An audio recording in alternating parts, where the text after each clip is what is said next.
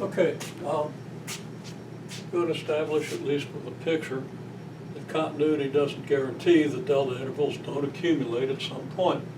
Of course, we've already seen that with the sine of 1 over x. But in general, let's say here's the number line, and we're doing delta intervals for given epsilon. Now, this is all in the context of the preceding video with the notations and so forth. So I'm just going to draw pictures. Now, before I used parentheses to indicate a delta interval for given epsilon. Okay? So, actually, I should have said largest possible.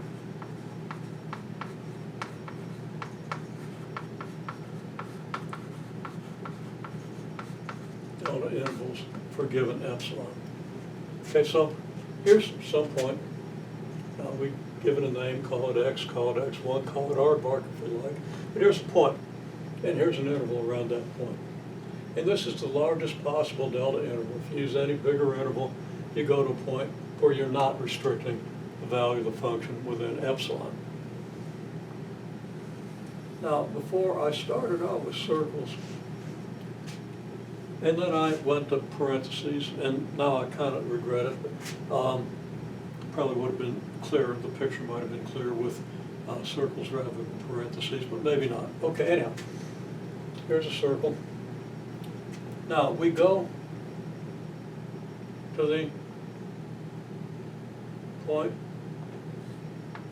right here, the largest possible x value that's not within the interval, and then we draw the largest possible delta circle for a given epsilon around this point, and we find that it's smaller than the one we have here. And then we go to the next interval, and we find smaller delta interval. Okay. Go to the next x, the largest x value butts on this one. Here is the circle. And then we go to this one, and we get an even smaller interval. And this process continues. Now, if each interval is, say, half the diameter of the one before it, it's easy to prove that, just by setting up a sequence of values here, that there's a point beyond which these will not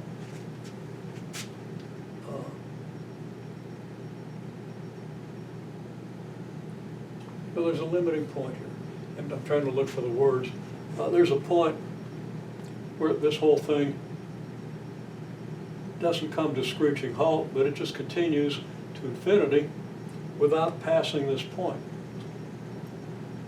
Okay? So, this is,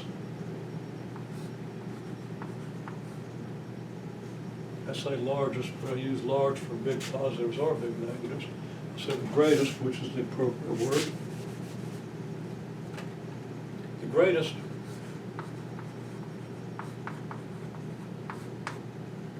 x value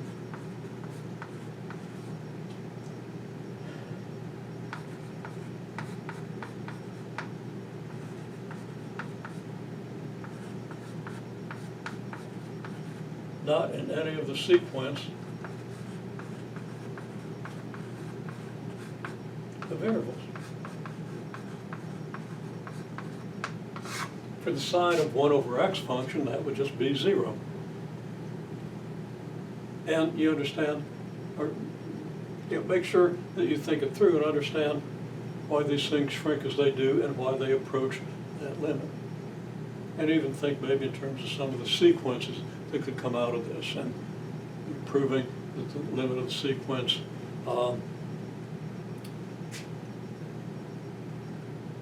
is this point, but that you never reach the point. Okay, just use what you're learning about sequences, because that's probably about where you are in your second semester calculus. Okay, so anyhow, it should be fairly obvious that we can do this. Now we have to write it down carefully to make sure that we're not thinking we see something that we're not seeing. But if this is the case, then the question is, okay, here's the big question we want to deal with. Because if the answer to this question is no, then we've perhaps proven that continuity in a closed interval implies uniform continuity on that interval. So,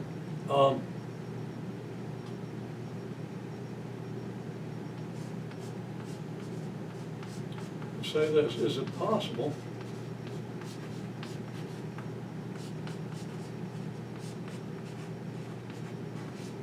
that our function, whatever it is, and I haven't named it here,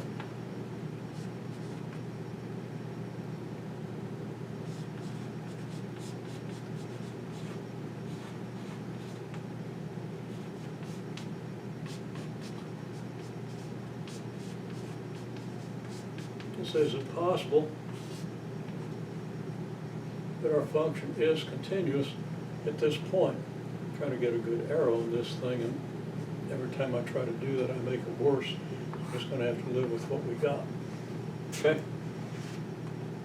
Is it possible that function is continuous at this point? If not, then the function certainly can't be uniformly continuous on a closed interval that includes this point. And I hope I said that right. Think about what I said, see if it makes any sense.